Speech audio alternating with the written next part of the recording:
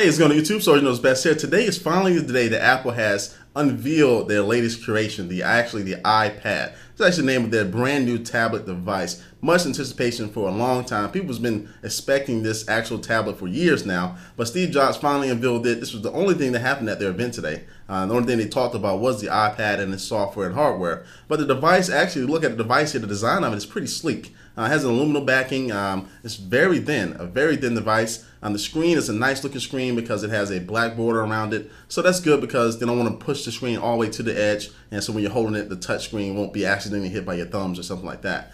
So the actual device looks awesome. The device is a very clean looking device. It has a 9.7-inch diagonal LED backlit glossy display. It also has the IPS technology, which is going to be like, no matter what angle you're at, it shouldn't see a lot of glare or anything like that. It's 1024 by 768 pixels. So the people actually got their hands on with the device. I think the actual screen looks actually beautiful. It's kind of like holding a big iPhone. Looks kind of like a big iPhone. And so the screen actually does look pretty good. Fingerprint resistant oliphobic coating. Basically the same thing on the 3GS to kind of keep the grease from your fingers off of it. And so it's going to come in two models as well. So the first model is going to be a Wi-Fi only model, and that's going to be one that's actually shipping first in 60 days. And the second model is actually going to be a 3G enabled model, which you can actually get on AT&T's 3G network on this device. Now the good thing about this, and this is actually for me saved this whole event because overall the event was kind of because we had a lot of anticipations, but this right here really kind of sold it for me. As far as data plans, you know, the normal data plan is about $60 a month for a company with a 2-year contract. It's pretty much standard for unlimited data. Now with this iPad, you're actually going to be able to get unlimited data just for $29.99 a month, no contract. You can activate it on the iPad device itself. You don't need to go to a store, don't need to call anybody. And also if you want a 250 meg internet, I think it's $19.99 a month. You can cancel at any time. Again, it's contract free. So this may be a seller to a lot of people who want that who use data cards, stuff like that, because I use the MiFi. That's $60 a month. Even though I can have it on 5 devices, I normally don't, but that's $60 a month with the contract. So this is actually a good selling point. And also it's going to be having, as far as the inside of it, it's going to also have Bluetooth 2.1. It's going to have a digital compass. It's going to have assisted GPS, the Wi-Fi and the 3G model. So it looks like the 3G model is only going to have assisted GPS, I believe. And also in the box, you'll receive a dock connector because you can sync it via USB. So you can plug it into your Mac, plug it into your MacBook Pro, whatever Mac you want to plug into, and actually sync it just like you're syncing the iPhone. So it should work on Windows as well. And so you can sync everything with your iTunes library, back it up as well, just like you do on the iPhone, which is a pretty simple method but effective.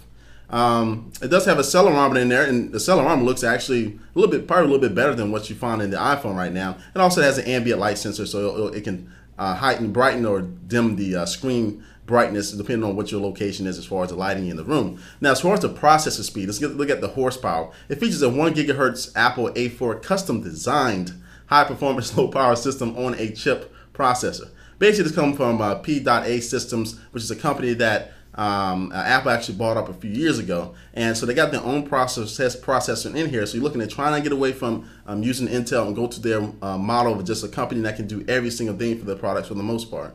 And so they're using that processor, and the people who got their hands on it said the processor is very speedy. Moving around the OS of the actual iPad actually was pretty smooth, pretty fast, and efficient. Now looking at the OS, it's just really basically a big iPhone or iPod Touch as far as the OS. So it's not running any type of modified version of Snow Leopard. All your applications do have a little dock there, which you can have dock 4 applications, and also you can have the applications on your screen. Looks like you can add and change the background image though. So it looks like the operating system is really dumbed down. It's really simple. Everybody should be able to use it, not having problems with it really. Now one thing I'm looking forward to, and a lot of people in the Ustream chat to, when somebody's actually going to jailbreak this thing when it comes out, that's going to be fun to see. A lot of good things come with that, but we'll keep an eye on that. Let's see about the pricing. Now the pricing for this iPad is actually pretty good. This is another thing that actually saved the event for me. Excuse me. So the upfront cost, so say you want just the base version of the iPad, just one, this is the base version, it actually only starts at $499. Not a bad price. It's 16 gigabyte solid state, and it's $499. Not a bad price. It doesn't come with a 3G chip, nothing like that. Now $599 if you want the 32 gig, and $699 if you want the 64 gig solid state as far as the memory.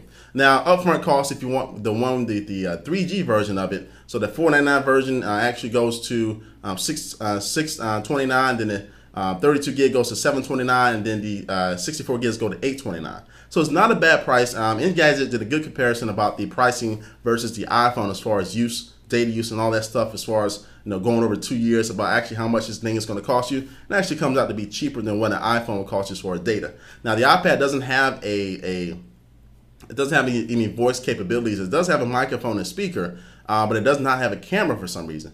But anyway, I'm pretty sure you can be able to use Skype on this, especially you get the data plan, so that can work out for you. And I'm pretty sure other people will make some applications to be able to do some phone calling over it. So I think the lack of the camera is actually a big thing because everybody expected a camera in it. I don't think it's that much for Apple to actually put a camera in it. I don't see why not, but they're probably waiting that for the next model, give you some reason to upgrade. But I think overall the iPad is a good device for the market that is going after. We had a nice little argument in the in Ustream talking about whether this thing is actually worth getting. And basically what I came to my opinion on it, I think that if you have an iPod Touch and an iPhone, you may not need to get it. It may not be for you. You'll probably don't have to spend the money for it.